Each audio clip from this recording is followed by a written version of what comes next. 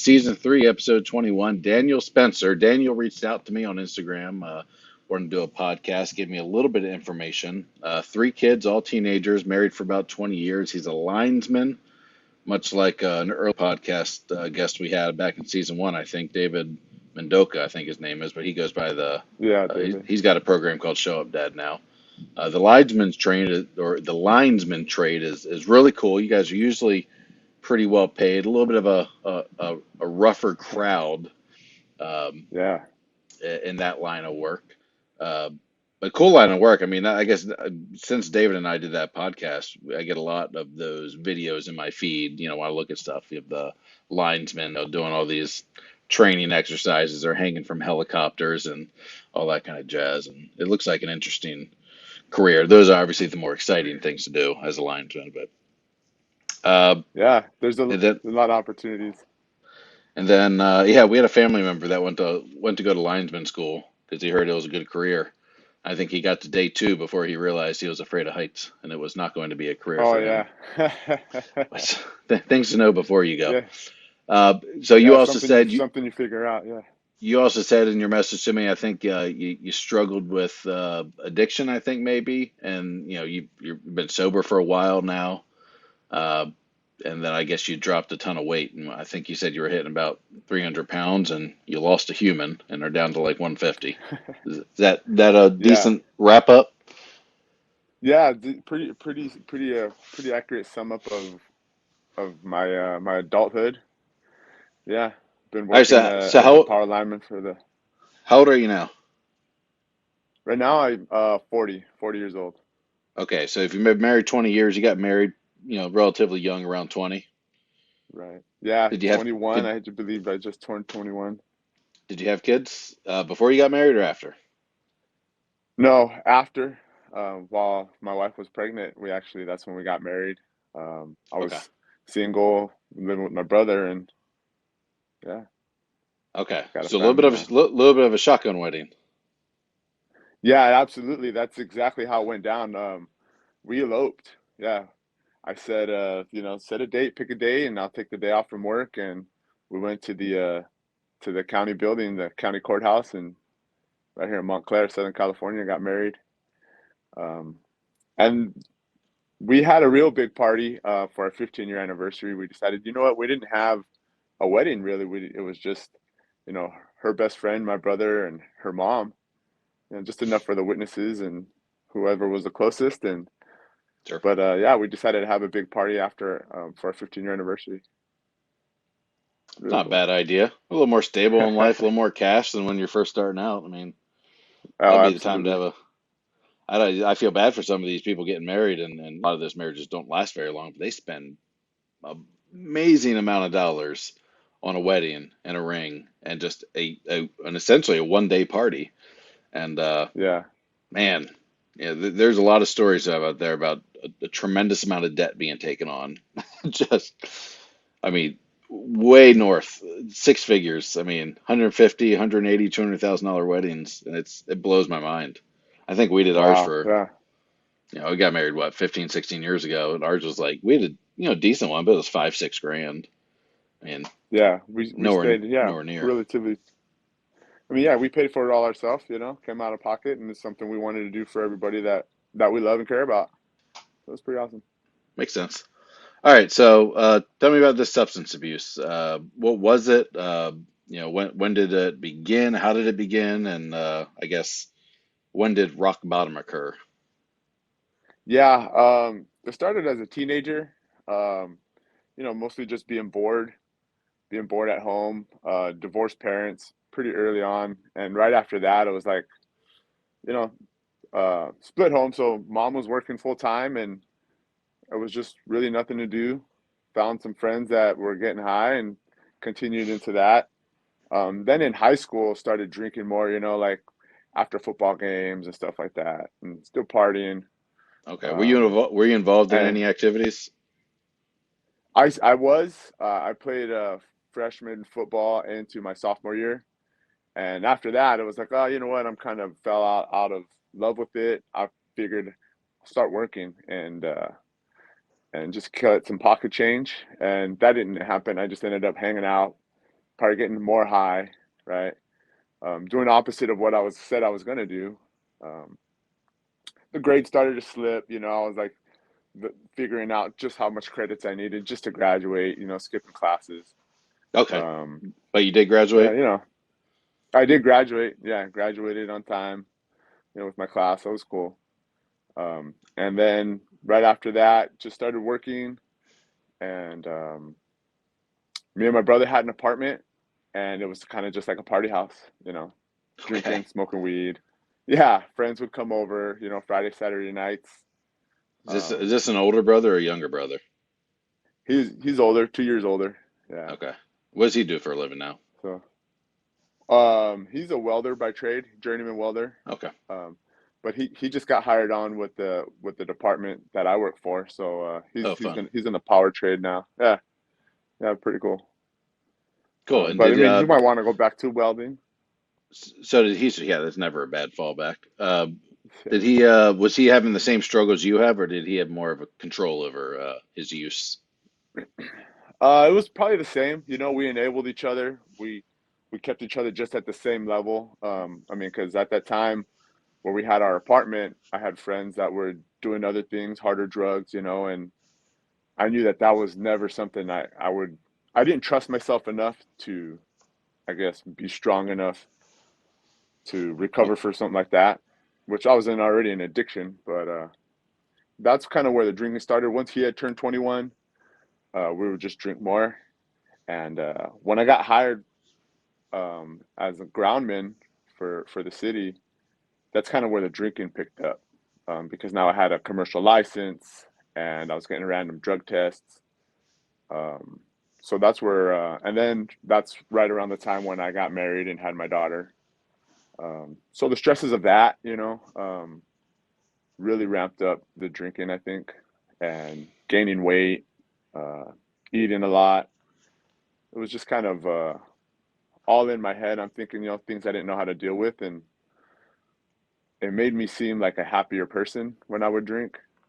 I wouldn't be so Okay. down on myself, maybe, but What were the stresses coming from? Just challenges of work, or was it the relationship at home? What were the stresses? yeah, I think it was a bunch of that. The relationship at home, my wife she's a year and a half younger than me.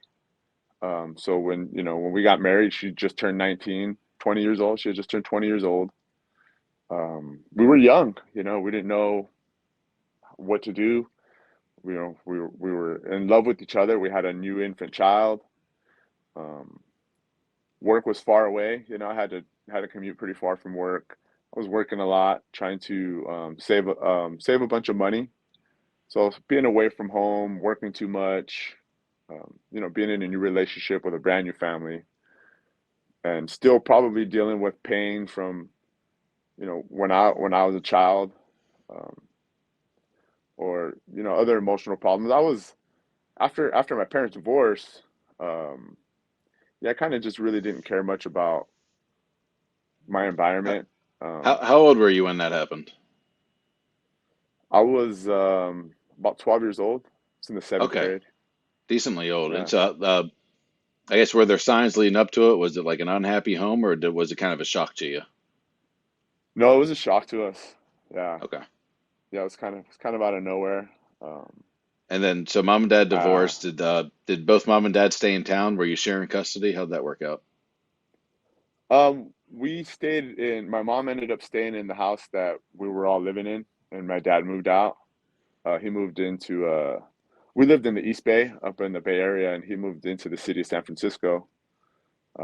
But then he ended up moving to Sacramento for a job, and so we stayed there at the house that I grew up in.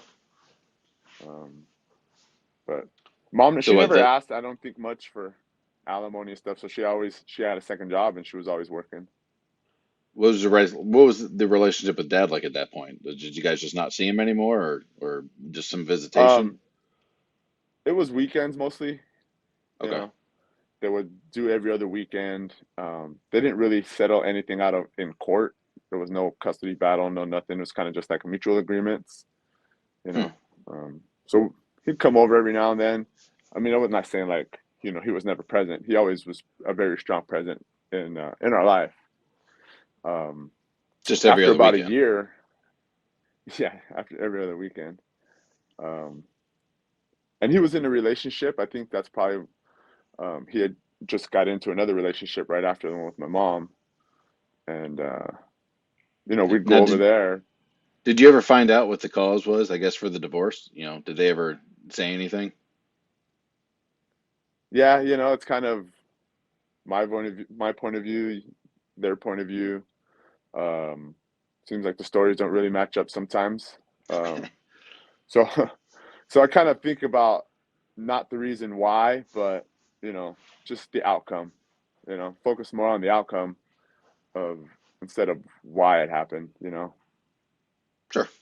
I mean, if, Uh, I always like to learn from other people's mistakes. So if they can, sit and point at something like, "Hey, we stopped communicating," or "I had an affair," or this or that, then you can learn some yeah, things sometimes that way. But yeah, you're right. I mean, you kind of hit the nail on the head. A very common response, especially for someone in those ages of like 8 to 15, is just a withdrawal. A pretty dramatic shift, more antisocial, a little bit more of a loner, and getting into substance abuse. That's right, incredibly common because you you know I guess parents don't usually feel like the divorce is as traumatic, but a kid in that age group, you kind of wreck their world. They have this sense of what normal is, and then it just gets completely ripped out from under their feet. right. Yeah, I mean, I think it probably had. I mean, it has to have an emotional effect on young children. When things like that happen. I know it did for me, and there was a lot of times where my brother would go and mostly gravitate to his friends and find solace and comfort in hanging out with his buddies, his friends. I found myself alone a lot. So even like growing up, I would be in another relationship, and I would kind of be okay if I was alone. Like I was comfortable. Hmm. You know. Sure. So, So you're drinking a lot. I guess you got away from smoking because they were starting to test you. Uh, hmm at what point do you get to what's life like when you realize that maybe you need to stop drinking? yeah, that was man, that was probably well, I know the day that was February 7th, I believe it was. Um 2003, the Packers won the Super Bowl against the Steelers. That was a My brother had a Super Bowl party, but I mean up to that point from 2003 up to then, like I said, that's when I got hired for the city, drinking, eating, gaining a bunch of weight. I probably gained about 100 pounds in the span of 6 years. Hmm. Um, yeah. And, I drink, I'd leave the yard from work, hit the liquor store, half pint of vodka, 20 ounces of Coke or rum, half pint of rum, 20 ounces of Coke and two tall boys. And then I'd work on that driving home. So by the time I got home, I already had a good buzz on. Happy dad, dad put a happy face on, and um, but still, I wasn't there emotionally for my wife. She needed somebody to really unload, the stresses of her day, being not a single parent, but a stay-at-home mother. Sure. Um, at that point, I had my son. My son was probably 3 years old, um, and Super Bowl. My brother had a party at his house, and my wife ended up staying home. I took the kids because um, my niece and nephew are the same age, so they hang out and play and stuff. Me and my brother would hang out and drink and stuff, and I was drinking all day, and um, drove home with the kids.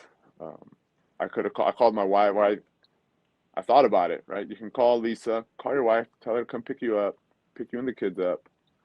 Um, Go home. We'll get the car because I had Monday off. So it would have worked out great. My plan to just not drive drunk home. But I didn't. I didn't listen to myself, and I strapped the kids in, and I made it home. It was about a 25-minute drive. Um, I made it home, and then probably had an argument about it. You know, but I remember having another drink, I made myself another drink, and I'm sitting outside having this drink, and that's when it hit me like, man, you just put everything on the line. Um, your kids' lives, at the very worst, and at the very least, a DUI. I'll lose my commercial license and probably be on the verge of losing my job. Um, so that was the moment I realized, and I called my dad. Called my dad, and I was just gonna open up my heart, express to him, that I really wanted to change, and he didn't answer. He didn't answer the phone. Called my brother. He didn't answer the phone, and then I called my uncle, and he answered the phone and kind of talked me through it. He said, "Call your insurance. Call your insurance tomorrow and check into a program." And uh, and that's what I did. The very next day I had off, like I said, I called Kaiser, and I started going to treatment um, twice a night or twice a week for I did about 6 weeks, and then just gradually stopped going, building that self willpower, telling myself no, trying to use the tools that they were giving me in there, which were simple. When I had my one on one with the counselor, I go, so what do I do? Like, what's the secret? He goes, all you have to do is just say no. And I'm kind of chuckled, and he goes, it sounds stupid, right? But you have to just keep saying no. Say it in your head. Say it to everybody that asks you. Um, and that's just what I did every single day. Every single time I had a thought, like, you can't do it. You can't. And that was it. No relapses, nothing. That was one relapse. Yeah. Um, After about 5 years, my wife and I went to, we did an overnight trip without the kids. It was like our first one ever. Um, I forgot what year anniversary it was, but we took the kids over to my dad's house, and we're gonna stay one night out in this beachfront condo, and we went out for lunch, and we were celebrating. And we're talking about how far we've come in our relationship and how much we've grown. And she orders a drink, and I was like, maybe I'll have a beer. And usually, most of the time, she'll stop me, when I have it or say it out loud. But maybe I convinced her too well, and I had one beer. Yeah, I had one beer with that lunch, and it was a small little beach town, so we're walking around, and she goes, "Well, what do you want to do? Where do you want to go?" And I was like, "Oh, I know where." I said, "Let's go to the store." And she knew exactly what I was thinking, right? She goes, "There's no fucking way. There's no way we're going to the store." And I was like, "Oh, thank God she said that, because I probably would have just went crazy, you So know." you didn't have a relapse. You just had a drink. I mean, yeah, I consider it. I consider it a relapse for myself. Okay. It was one beer, but it got me buzzed. Oh, really? I felt the buzz. Yeah, yeah. Um, but And now, nothing since then?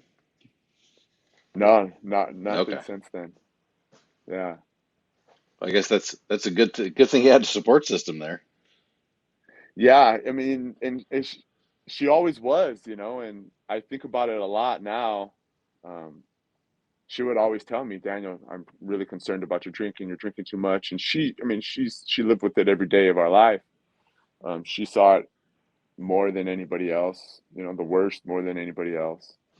And she would constantly tell me, she was worried about it.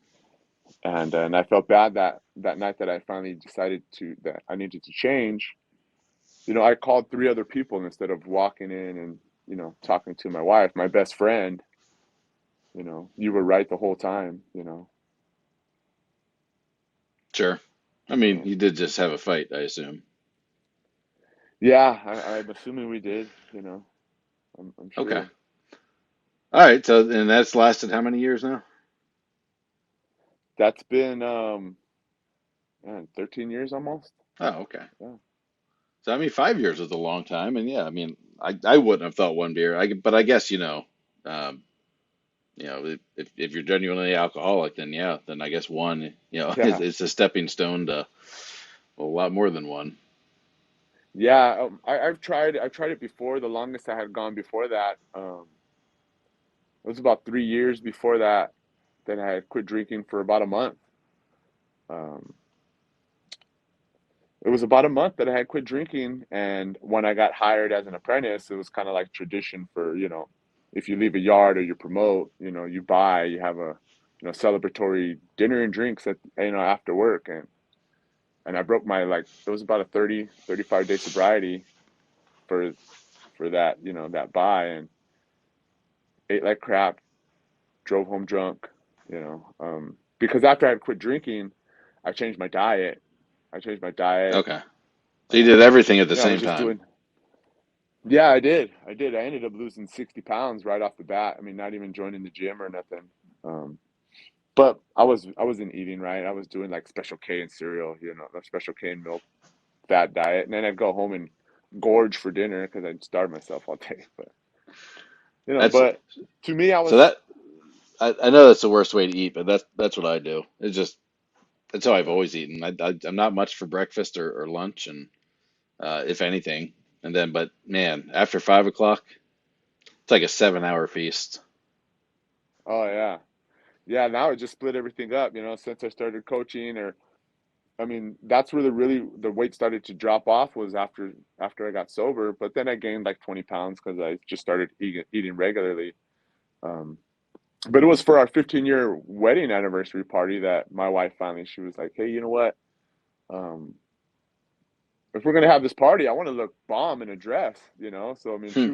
she was overweight. I was overweight, and um, I had a friend that had just went over a transformation. He had lost over 100 pounds, and so I said, "Well, Jesus, he just lost a bunch of weight, did this weight loss challenge, and he's killing it.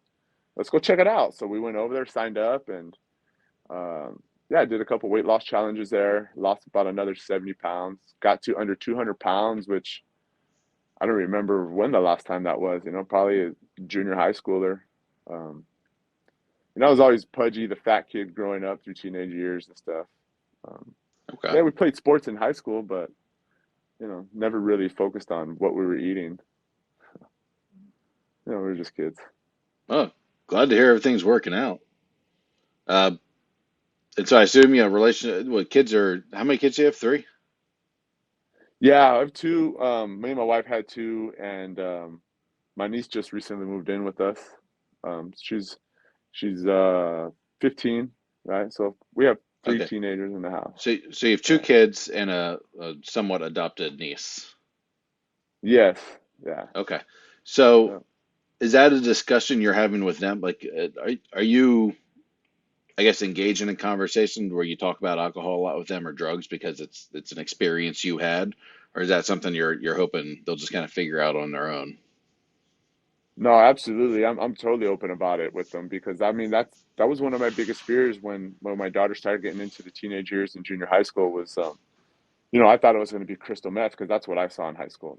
Friends getting lost on crystal meth mostly, and now they're you know kids are ODing from fentanyl and stuff.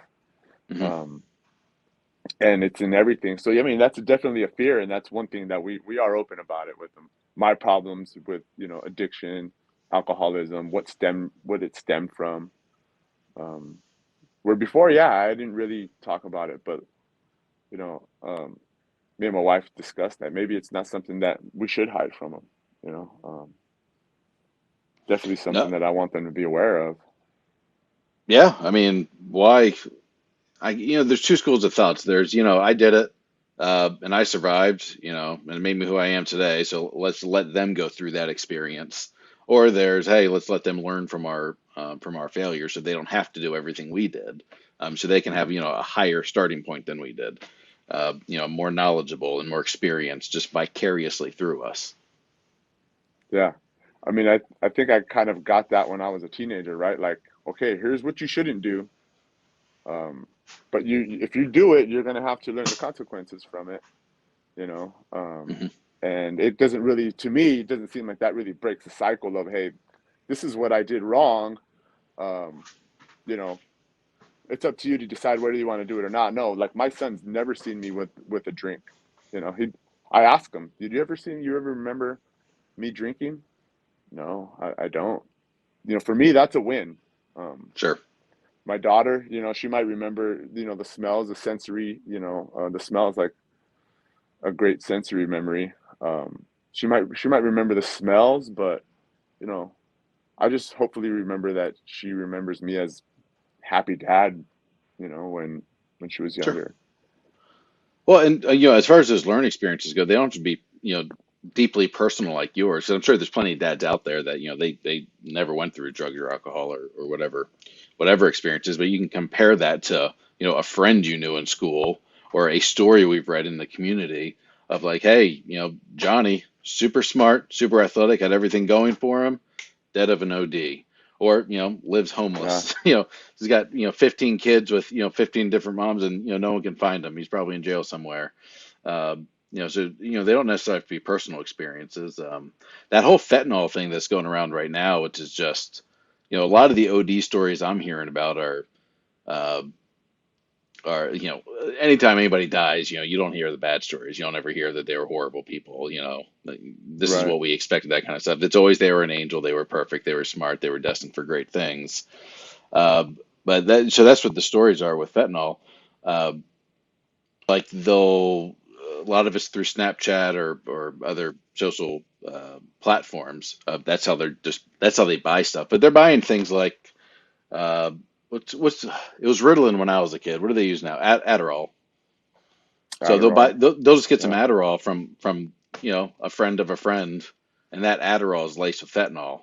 So they think they're buying something just to help them study, and then whoever laced it with fentanyl to make it more addictive, so that person will come back, did a crap job doing that, and they OD because they think they're right. just going to take Adderall, or they buy some marijuana from someone and they smoke it, and it was laced with fentanyl because they just did a half-ass job. So they seem to be innocent enough transactions to where these weren't like Yeah, high risk kids or anything like that. And so, and it was happening with Halloween candy this past year, where people were. I, that must have been more prankish. I can't see a scenario where a right. dealer's lacing Halloween candy and expecting to get more sales in the future from addiction of Halloween candy. But um, Yeah, yeah, I mean I've had those conversations with my kids. I mean already of like just share an article because I have these conversations with people or we read them in the news and like this kid now, dad was a or his mom was a politician. Mom was very involved in youth families and everything, and dead of an overdose. You would think that family would have had conversations and been talking about these things, but this isn't just something that happens out in the poor side of town. It right. happens everywhere. It's across the board. Yeah, it's So happening they everywhere. don't. All that to wrap up and say, it doesn't have to be personal experiences. To the dads that are listening, Daniel Spencer has the personal stories of alcohol and some drug use, but even if you don't have that, these kids they can be more knowledgeable because you bring these things up. You talk about what's happening in the news or stories of people and let them learn that lesson without having to experience that. My opinion. Yeah, absolutely. And being open about it, it might be kind of rough or traumatic or shocking for some families, but that's the truth of the matter is that that's the world we live in. That stuff's out there. Oh, if you have a teenager, someone's going to talk to them about. Someone's going to try and get them to drink. Someone's going to try to get them to have sex. Someone's Yeah, going to try and get them to do drugs. Someone's going to try and get them to, go break into something somewhere or do some trespassing or steal something. I don't think I've ever met someone who's doesn't matter what crowd you went with, or what school you yeah, went to, what district you were in, what state you were in, what income level you were.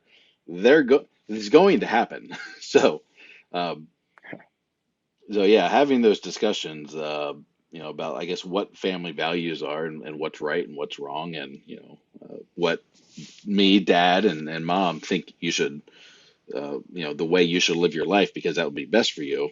We have those discussions because it's relevant. And to bury your head in the sand, and just hope they figure it out, and hope they make the right choices without ever talking to them. I feel like uh, is a big failure. yeah. I think so. Absolutely. All right. What else was there anything else you wanted to cover? Um, but just if guys taking care of their health, taking care of their mental health, because after I had this accident, burned myself up pretty bad. Um, really learned how to open up.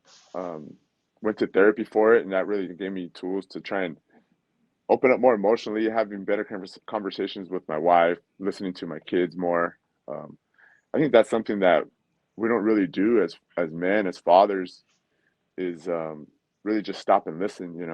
Um, It's deemed as a weakness.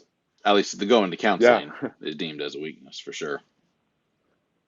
yeah, absolutely. And that's kind of I mean, but what is on the other side of that? You don't really deal with whatever's bothering you, and you run to something that's going to make you feel better, whether that be drugs or alcohol or being away from the house more at work, or whatever, other women, whatever it is that your vice is.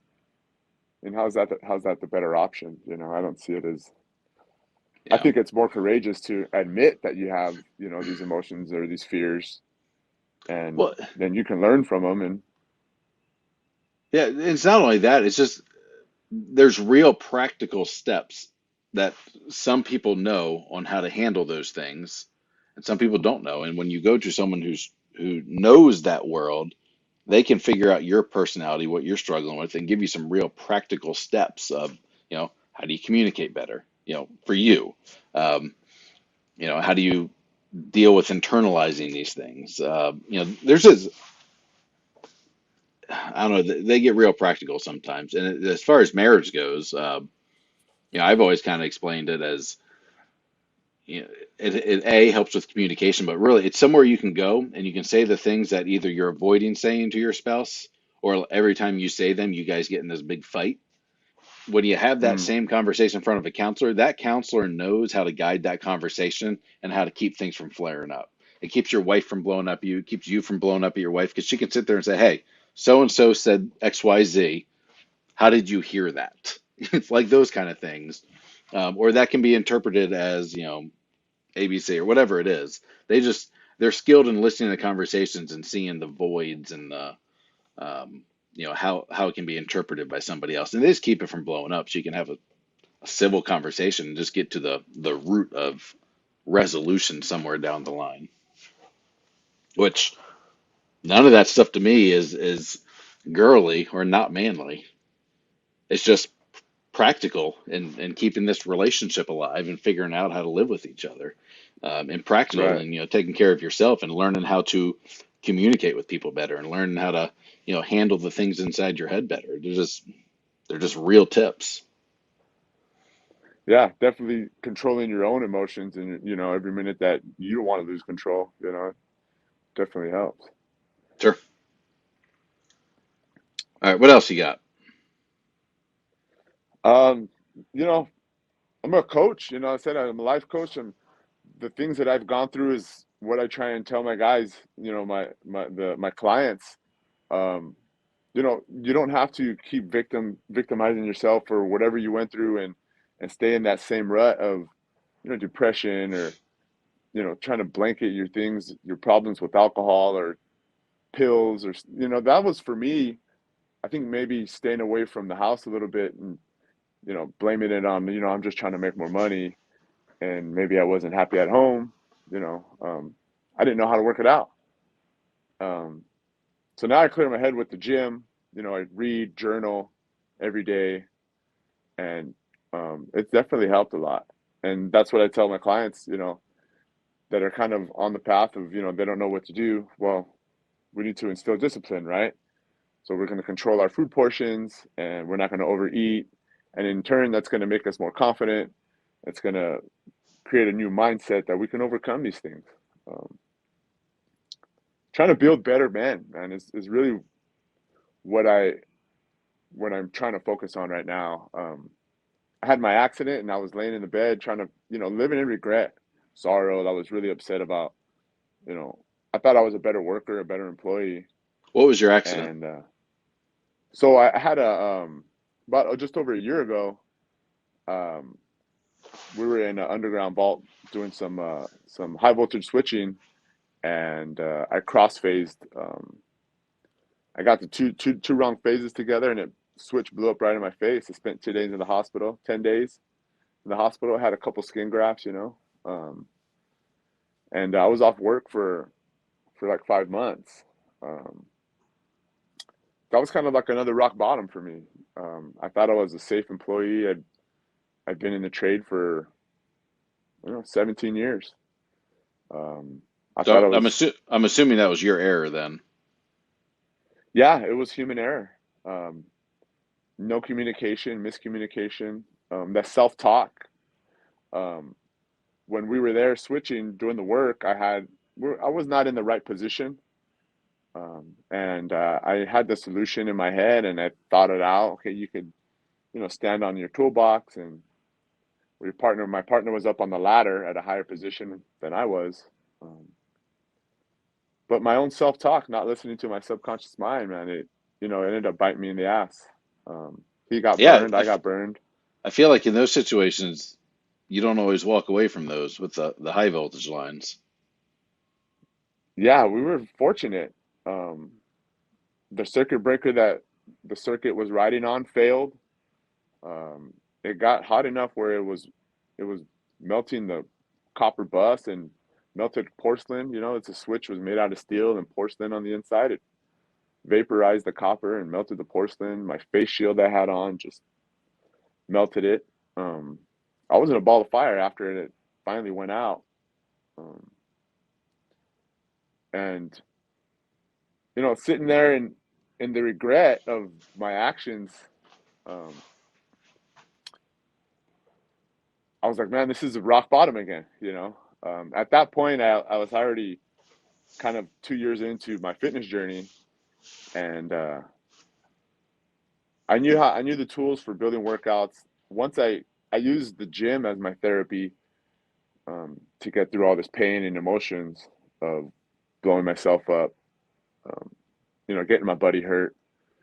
Because the guy I was working with, he got burns on his arm, right here, and I use the gym as therapy, but still the emotional pain, the regret on the inside. I have nightmares, so I started going to therapy. That's when I started going to therapy was after that work Okay. accident. So, but that helped kind of work through everything. Um, how to vocalize, like I was saying, how to communicate better. And I knew that I had gone through so much things: alcoholism, this work accident, losing a ton of weight. Um, I wanted to help other people. I wanted to show the people the process of how to do it. So I found a coach online through Instagram, and he was doing the same thing, And I called him or I sent him a message, and I said, "Hey, man, I want to help people out the way you are. So the way you do, the way you've helped me, his YouTube videos helped me a lot when I was off of work. Um, kind of like lighting that fire under your own ass, and saying, hey, there's still work to do. You might have reached a low, but you're not going to do yourself or anybody any good if you just stay there and sulk in it. So once the bandages came off, I got back to work in the gym, got back to work on my diet, and then joined his training program and followed everything he told me to a T and got even more ripped. He's teaching me how to coach and help people do the same thing, you know, Nice. instills better. Were there any repercussions at work? No, no, I figured there was going to be, because of the procedure where um, it's like a four-way switch. Cables here, upper and lower, and we're supposed to work at the same level, and we were working opposite. Um, I thought there was going to be, but there wasn't. Maybe they figured all the shit that Less we were going through already was lesson learned. lesson learned. Yeah. And that was, they asked me once they finalized the investigation, they said, hey, would you want to go and present it at the yard that you were working at? And I said, you know what? I'll go to all the meetings. I'll go to all the safety meetings. Um, because when I was in the hospital, I called one of the guys that was there that night, asked him how everybody was doing. And then I shared some of the photos of the accident on my Instagram. And I was getting a bunch of messages from people in the trade asking, they were interested in what kind of clothing I was wearing. We have to wear ARC rated, fire rated clothing when we do the switching, protective rubber gloves, face shield with a hard hat, safety glasses, and everybody was asking questions. What voltage were you working? What were the circuit breakers rated at? Um, what were your FR clothes rated at? So once I put those pictures on the internet and I was getting these messages, I kind of, some of that guilt went away, and I told myself, man, you have a story. You survived this for a reason. Um, you have to tell the story, you know, of what got you through it after. Because a lot of times in the trade, you know, we might have some close calls on the crew, and usually it's like, you know, hey, what stays on the crew, what happens on the crew stays on the crew, right? But this one, there was no getting away from. You know, I had to look at myself every day in the mirror and remind myself of what I did wrong, and keeping it in and not sharing it, you know, not sharing it on my Instagram page, my social media. I don't think I would have been doing anybody a justice, you know. I think the more people I could tell, hopefully they would remind each other, you know, wear the right safety glasses, or make sure you have enough layers of protection, Sure. communicate better with your partner, you know. Oh, interesting stuff. All right. Well, we got like a few seconds here. Why don't we Yeah. go ahead and wrap this up, sign off. You know, if there's any last lines of wisdom you wanna convey, drop them now, and then we'll call it a show. Yeah, I want to say, you know, everybody out there listening, you're dealing with, you know, substance abuse, addiction problems. It's not too late to take care of yourself first, right? Give yourself better, healthy habits, make them consistent, make them non-negotiable, and slowly you'll turn your life around and you'll inspire others to do the same thing.